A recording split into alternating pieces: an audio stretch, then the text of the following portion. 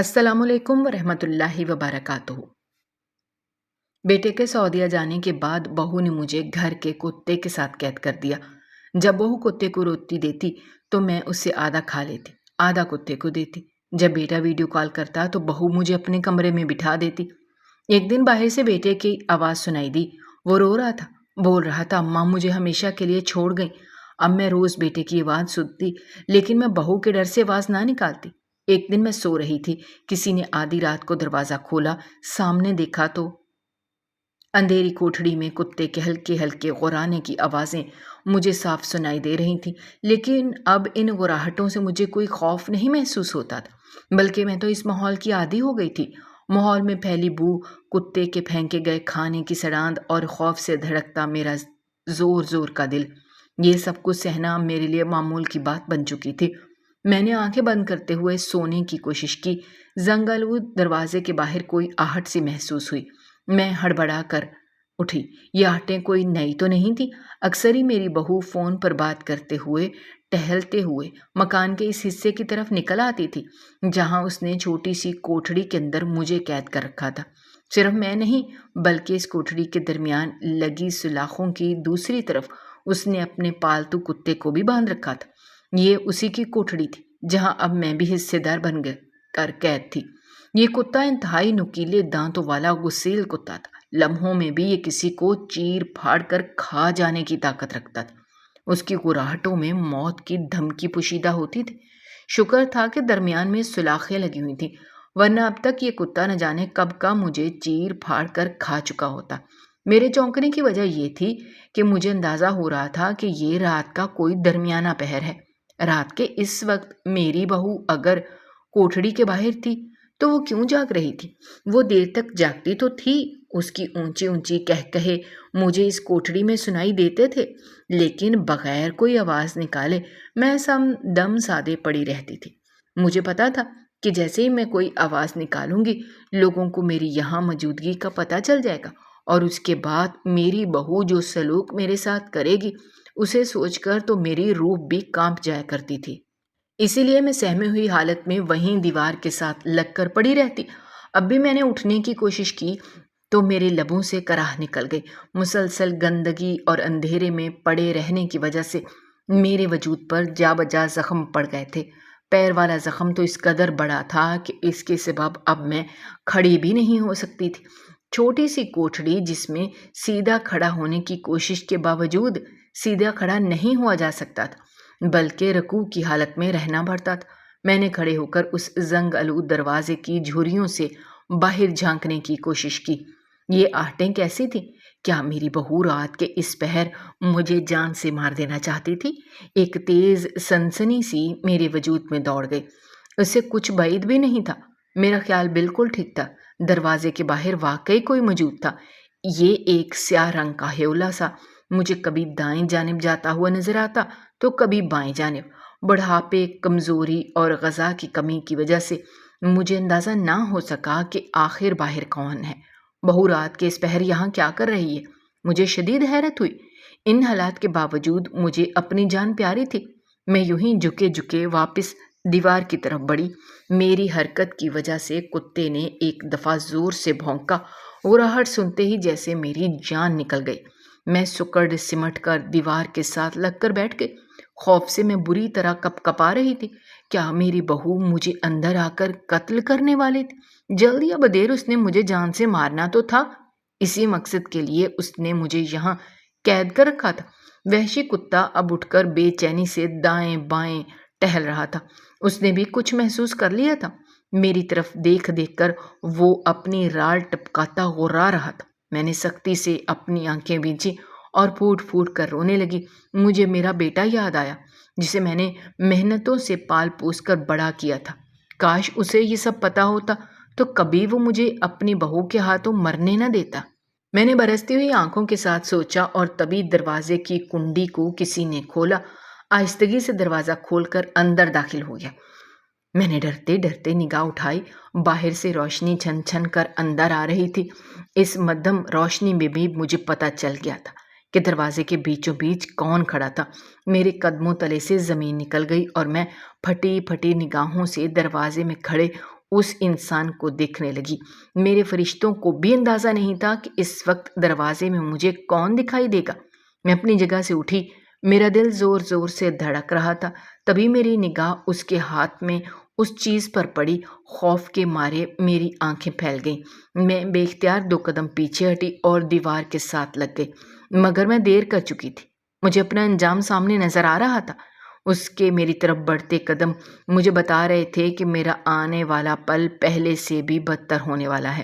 میری بربادی شروع اس وقت ہوئی تھی جب میں اپنے بیٹے کے لیے اپنی اکلوتی بھانجی کو بیاہ کر لے آئی تھی۔ عرصہ ہوا شوہر کے انتقال کے بعد صرف بیٹا ہی میرا واحد سہارا تھا۔ وہ پڑھ لکھ کر اچھی نوکری پر فائز ہوا تو میں نے اس کے لیے بیوی کی تلاش شروع کر دی۔ خاندان بھر کی کوئی لڑکی میرے معیار پر پوری نہیں آتی تھی۔ میرے دیور کی 2 بیٹیاں تھیں۔ ڈھکے چھپے الفاظ میں میری دیورانی نے کئی دفعہ مجھے کہا تھا کہ وہ اپنی بیٹی کے ساتھ میرے بیٹے کا رشتہ کرنا چاہتی ہے، لیکن میں ناک پر سے مکھی اڑا دیتی۔ مجھے بھلا اس کے گھر رشتہ کر کے کیا اجر ملنا تھا؟ دیور میرا ایک کمپنی میں معمولی سی نوکری کرتا تھا اور اسی نوکری سے اس نے اپنی بیٹیوں کو پالا پوسا تھا۔ ساری زندگی مجھے ان کے رہن سہن پر اعتراض ہوتا رہا۔ اس کی تنخواہ تو اچھی تھی، لیکن جب بھی میں اپنی دیورانی کے گھر جاتی تو گھر میں معمولی سے کھانا پکا ہوتا، بیٹیوں نے معمولی سے کپڑے پہن رکھے ہوتے، اور میری دیورانی، اس نے تو شاید عید کے عید کبھی جوڑا نہ بنایا تھا۔ وہ پاگلوں کی طرح پیسہ جوڑ جوڑ کر رکھتے تھے۔ مجھے ان کے گھر جا کر کبھی اچھا نہ لگا۔ میں بھلا اپنے بیٹے کے لیے اس کی بیٹی کیوں لیتی؟ سالوں بعد جب میرا بیٹا ایک اچھی نوکری پر فائز ہو چکا تھا، تب مجھے پتا چلا کہ میرے دیور نے اپنی پائی پائی جوڑ کر شاندار سا گھر بنا لیا ہے۔ اب بھلا کیا فائدہ؟ پوری زندگی تو بھوک اور تنگی میں گزار دینے کے بعد اب آخری عمر میں اپنا گھر بنا لیا۔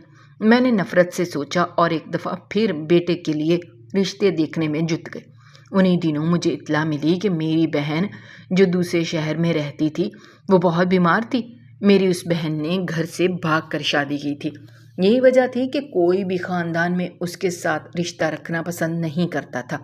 وہ کبھی کبھی مجھے فون کر لیا کرتی تھی، لیکن اب جب اس کی بیماری کی اطلاع ملی تو میں نے سوچا کہ اس سے مل لینے میں کیا حرج ہے۔ میں بیٹے کے ساتھ اس کے بتائے ہوئے پتے پر پہنچی تو میری آنکھیں حیرت کے مارے کھلی کی کھلی رہ گئیں۔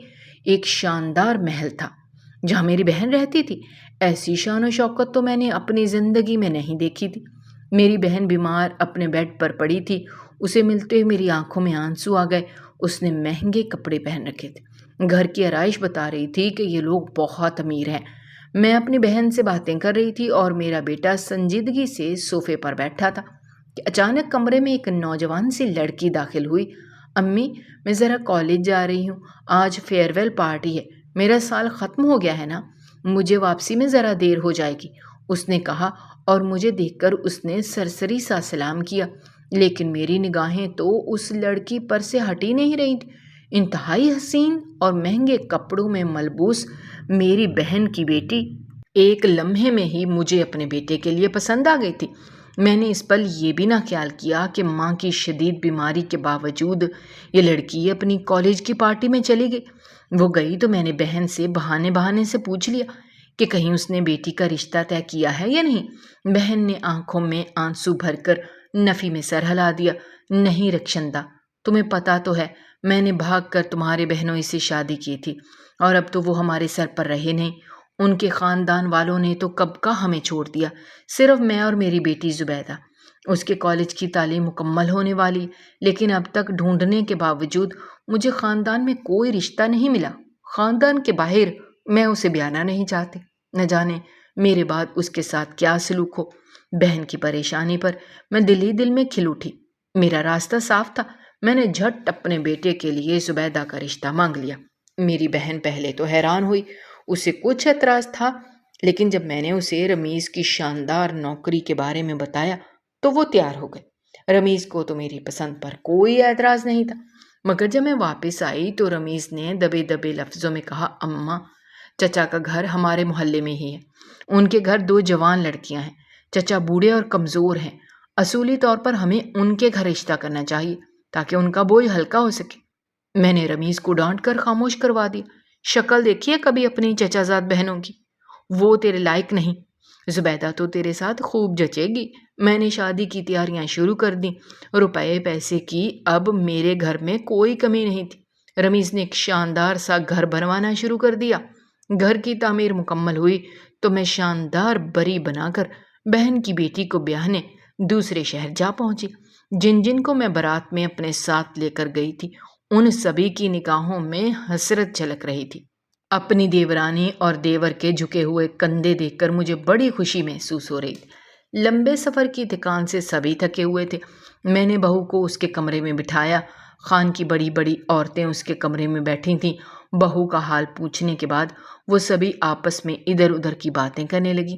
اچانک میری بہو بیزار لہجے میں بولی، آپ لوگ کب تک میرے کمرے میں بیٹھے باتیں کرتے رہیں گے؟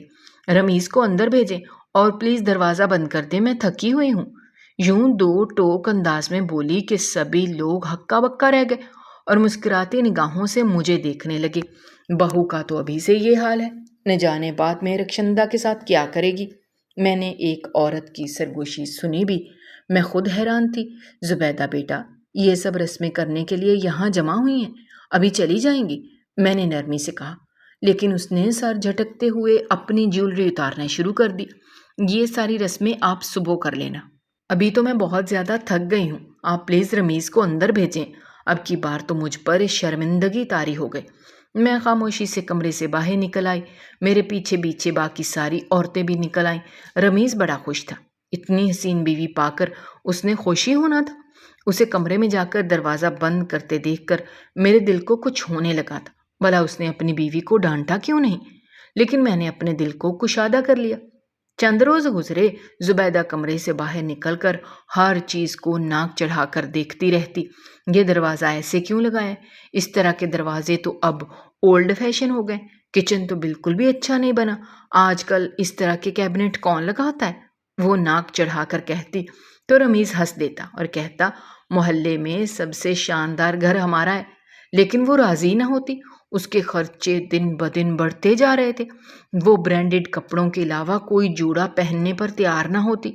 عید والے دن وہ صرف اس بات پر سارا دن کمرے سے نہ نکلی تھی کہ اسے 3 عدد برانڈڈ جوڑے لے کر کیوں نہیں دیے تھے۔ میں بہن سے اس کی شکایت کرتی تو بہن کہتی، اس نے بڑے لاڈ پیار سے بیٹی کو پالا ہے۔ میں دل پر پتھر رکھ کر خاموش ہو جاتی، لیکن رمیز تو اس کی ساری خواہشات خاموشی سے مانتا چلا جا رہا تھا۔ لیکن ہمارے سر پر تو قیامت تب ٹوٹی جب اچھی بھلی چلتی ہوئی نوکری ختم ہو گئی۔ رمیز گھر واپس آیا تو بے حد پریشان تھا۔ وہ اسی شام سے دوبارہ نوکریاں تلاش کرنے لگا، لیکن نوکریوں کو تو جیسے کال پڑ گیا تھا۔ ڈھونڈ ڈھونڈ کر بھی اس ملک میں کوئی نوکری نہ ملی۔ 1 مہینے کی تنگی نے ہی ہمارے 14 طبق روشن کر دیے۔ آخرکار ایک روز رمیز تھکے تھکے انداز میں کمرے سے باہر آیا۔ مجھے نوکری مل رہی ہے، لیکن سعودی عرب میں۔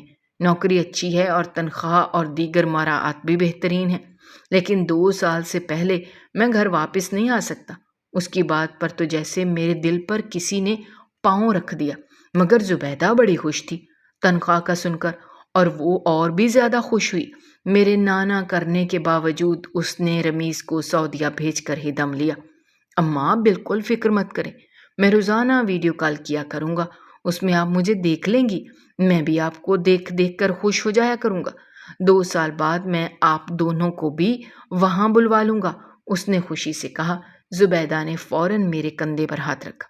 ارے آپ فکر ہی مت کریں، میں اماں کا بالکل اس طرح خیال رکھوں گی جیسے وہ میری سگی ماں ہیں، انہیں کوئی پریشانی نہیں ہوگی۔ رمیز چلا گیا اور ہم لوگ دکھی دل کے ساتھ گھر واپس آ گئے۔ میں گھر واپس آئی اور چپ چاپ صحن میں رکھے تخت پر بیٹھ گئی۔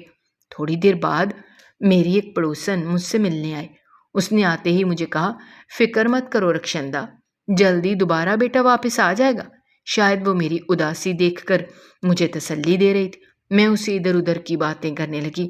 میں نے آواز لگا کر زبیدہ کو چائے بنانے کا کہا، مگر شاید اس نے میری آواز نہیں سنی۔ میں نے 2-3 دفعہ بلایا تو وہ دھاڑ سے کمرے کا دروازہ کھول کر باہر نکلی۔ کیا مصیبت ہے بڑھیا، 2 منٹ سونے بھی نہیں دیتی، یہ کس مصیبت کو یہاں بلا کر بٹھا رکھا ہے؟ نکالو اس کو میرے گھر سے، الٹے سیدھے مہمان بلائے رکھتی ہے، جب دیکھو کسی نہ کسی کو گھر میں گھسا رکھا ہوتا ہے۔ آج کے بعد اگر میری اجازت کے بغیر کوئی اس گھر میں آیا تو میں تیرا منہ توڑ دوں گی۔ وہ زبیدہ نہیں تھی، وہ کوئی اور ہی تھی جس کے منہ سے یہ الفاظ نکل رہے تھے۔ میں ہکا بکا اس کی شکل دیکھ رہی تھی۔ میری پڑوسن بھی جلدی سے اٹھ کھڑی ہوئی۔ ہائے ہائے، تمہاری بہو تو لگتا ہے پاگل ہو گئی ہے، ایسے تو اس نے کبھی نہیں کیا۔ وہ بڑبڑاتی الٹے قدموں باہر نکلتی چلی گئی، جبکہ زبیدہ مجھے کھا جانے والی نگاہوں سے دیکھ رہی تھی۔ اٹھ کے جلدی سے گھر کے کام کاج ختم کر اور اس کے جانے کے بعد کچن میں جا کر رات کا کھانا بھی بنا۔ تو بہت چلا لیے مجھ پر حکم، اب میری باری ہے۔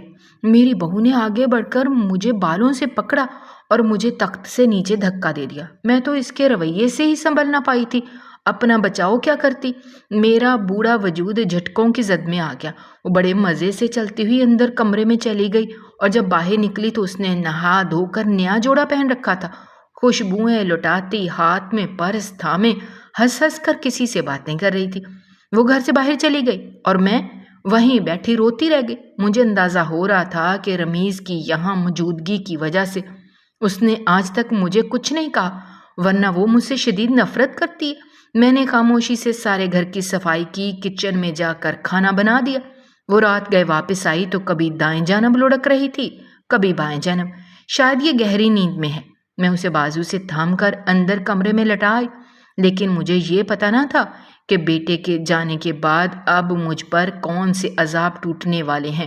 اگلی صبح میں نے خود ہی اٹھ کر ناشتہ بنایا، پورے گھر کی صفائی کی۔ دوپہر کا وقت ہونے کو آیا تھا، زبیدہ ابھی تک کمرے سے نہ نکلی تھی۔ میں وضو کر کے جائے نماز پر بیٹھی نماز پڑھ رہی تھی کہ اچانک مجھے اپنے سر پر کچھ گرتا ہوا محسوس ہوا۔ میں نے دیکھا تو وہ کچرے کا شاپر تھا جو زبیدہ نے مجھ پر الٹا دیا تھا، اور اب خود پیچھے کھڑی ہنس رہی تھی۔ یہ سب کیا ہے؟ میں نے گندگی کو خود پر سے جھاڑتے ہوئے گھبرا کر کہا، تو زبیدہ ہنس پڑی۔ آپ کا علاج ہے۔ میں نے کہا بھی تھا کہ میرے جاگنے سے پہلے میرا کھانا ٹیبل پر ہونا چاہیے، مگر آپ کو یہاں مصلے پر بیٹھ کر نمازیں پڑھنے سے فرصت نہیں۔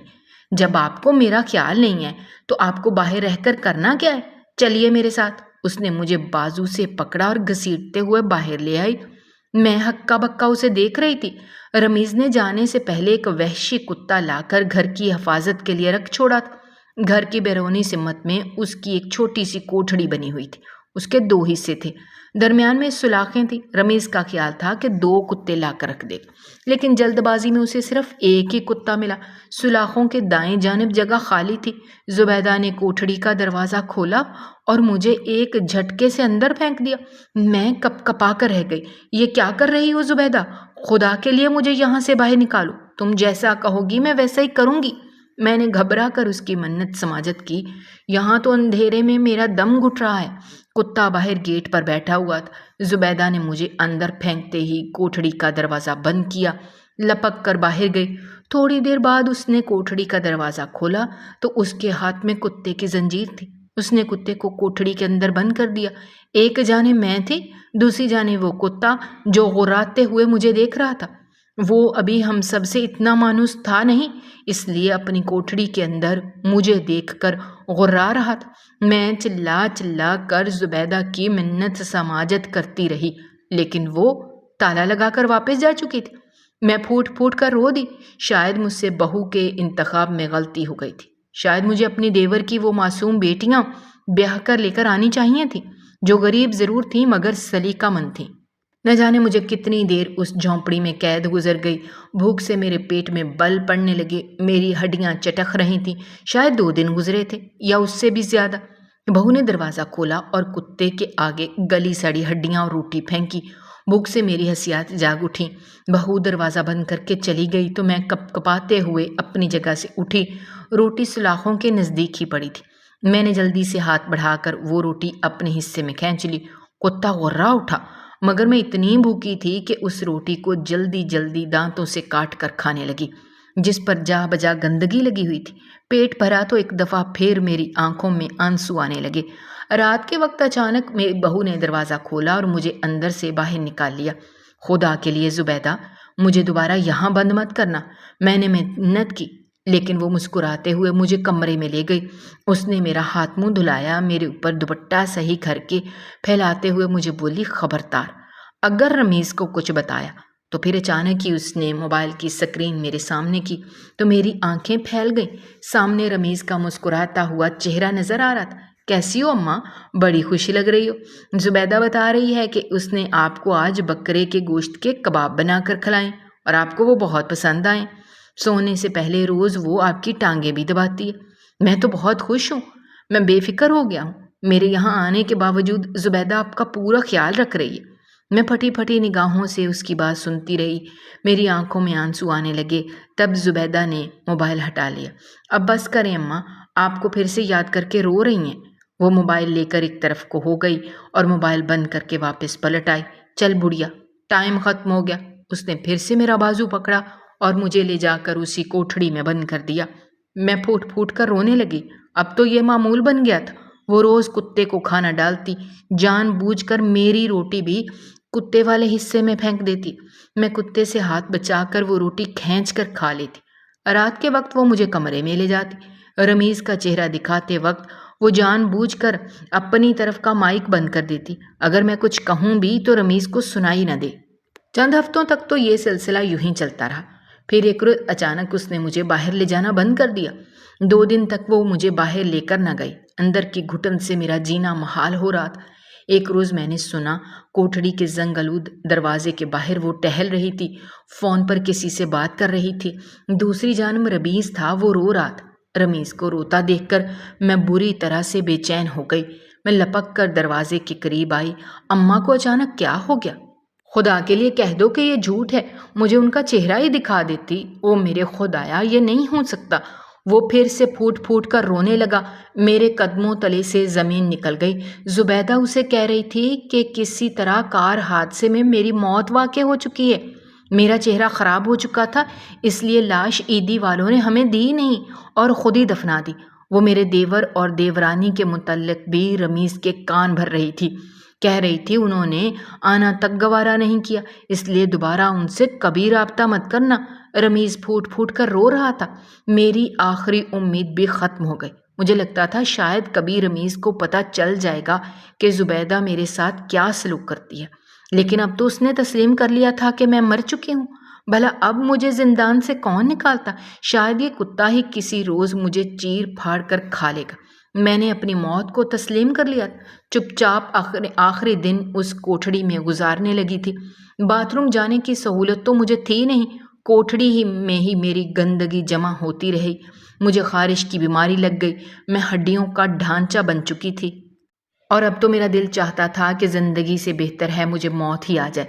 جب اس رات دروازہ کھول کر وہ اندر داخل ہوا، میں پھٹی پھٹی نگاہوں سے اسے اپنی طرف بڑھتا دیکھ رہی تھی۔ یقین نہیں آ رہا تھا کہ یہ وہی ہے رمیز۔ کپ کپاتے ہوئے میرے لبوں سے نکلا، اماں جان، وہ میرا بیٹا تھا رمیز، جو کوٹھڑی کا دروازہ کھول کر اندر داخل ہو رہا تھا۔ اس کے ایک ہاتھ میں ڈنڈا تھا جس کے آخری سرے پر خون لگا ہوا تھا۔ مجھے دیکھتے ہی وہ یکدم مجھ سے لپٹ گیا۔ مجھے یقین نہیں ہوتا، زبیدہ نے آپ کا یہ حال کر دیا؟ وہ مسلسل روتے ہوئے کہہ رہا تھا۔ میرے جسم پر جا بجا زخم بنے دیکھ کر کتا بھی اپنے اصل مالک کو دیکھ کر بے تابی سے ادھر ادھر ٹہل رہا تھا۔ رمیز احتیاط کے ساتھ مجھے باہر لے آیا۔ باہر کی روشنی دیکھ کر میری آنکھیں چندیا گئیں، لیکن ایک اور منظر بھی تھا جسے دیکھ کر میرے قدموں تلے سے زمین نکل گئی۔ وہ زبیدہ تھی جو نشے میں دھت ایک طرف کو لڑکی پڑی تھی۔ رمیز کے ہاتھ میں موجود ڈنڈے پر اسی کا خون تھا۔ یہ سب کیا ہے؟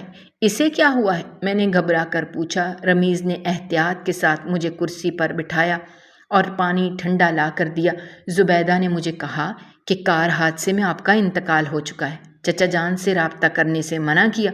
ان سے تو میں نے رابطہ نہیں کیا، لیکن محلے والوں نے رات کے اندھیرے میں زبیدہ کو گھر سے نکلتے دیکھ لیا تھا۔ محلے کے ایک لڑکے نے مجھے فون کر کے بتایا کہ اس نے زبیدہ کو ایک کلب میں دوسرے لڑکوں کے ساتھ ناچتے ہوئے دیکھا۔ میرا خون کھول اٹھا۔ میں نے اسی لڑکے سے آپ کے موت کی تصدیق کی تو اس نے کہا کئی روز ہو گئے آپ باہر نظر نہیں آئیں، لیکن کتے کی کوٹھڑی سے کسی بوڑھی عورت کے رونے اور چلانے کی آوازیں ضرور سنائی دیتی ہیں۔ میں زبیدہ سے پوچھتا تو وہ کبھی مجھے سچ کا جواب نہ دیتی، لیکن میں تڑپ اٹھا، کیا واقعی اس نے آپ کو کتے کے ساتھ بند کر دیا؟ اسی لیے میں نوکری چھوڑ چھاڑ کر وطن واپس آ گیا، اور میرا فیصلہ درست تھا۔ جیسے ہی میں گھر میں داخل ہوا ایک غیر مرد کے ساتھ زبیدہ کو رنگے ہاتھوں پکڑ لیا۔ وہ تو بھاگ گیا لیکن اسے بچانے کے چکر میں یہ ڈنڈا زبیدہ کے سر پہ لگ گیا۔ یہ ٹھیک ہے مگر صرف بے ہوش ہے۔ اس جیسی عورت کو اپنی زندگی میں نہیں رکھ سکتا۔ جس نے میرے جاتے ہی میری ماں کا یہ حال کر دیا، میں اسے طلاق دیتا ہوں۔ زبیدہ جو ہلکا ہلکا ہوش میں آ رہی تھی طلاق کے الفاظ سن کر کپ کپا کر رہ گئی۔ نہیں، خدا کے لیے نہیں، اس نے چلا کر کہا۔ مگر رمیز اسے طلاق دے چکا تھا۔ اس نے بازو سے پکڑ کر اسے گھر سے باہر نکالا۔ میں حیران تھی، کیا خدا نے میری سن لی تھی؟ مجھے تو اس کوٹڑی سے باہر نکلنے کا کوئی سبب نظر ہی نہیں آ رہا تھا، لیکن آج میں زندہ تھی، آزاد تھی۔ رمیز میرے زخموں پر دوائیاں لگا رہا تھا۔ اس نے میرا اتنا خیال رکھا کہ میں دنوں میں ٹھیک ہو گئی۔ زبیدہ کا اس کے بعد کچھ پتہ نہ چلا۔ میری بہن کا تو انتقال ہو چکا تھا۔ نہ جانے وہ اپنی بد فطرتی کی وجہ سے کہاں کہاں خوار ہوتی رہی۔ ایک روز پتہ چلا وہ غلط لوگوں کے ہتھے چڑھ گئی، اور اس کے بعد اس کا کیا بنا یہ کسی کو نہیں معلوم۔ میرے صحتیاب ہونے کے بعد میں نے اپنے دیور کی بیٹی سے رمیز کی شادی کر دی، اور اس کے سلیقے نے میرے گھر کو جنت بنا دیا۔ ایک غلطی کے بعد آخر کار اللہ نے مجھے سکون سے نواز دیا تھا۔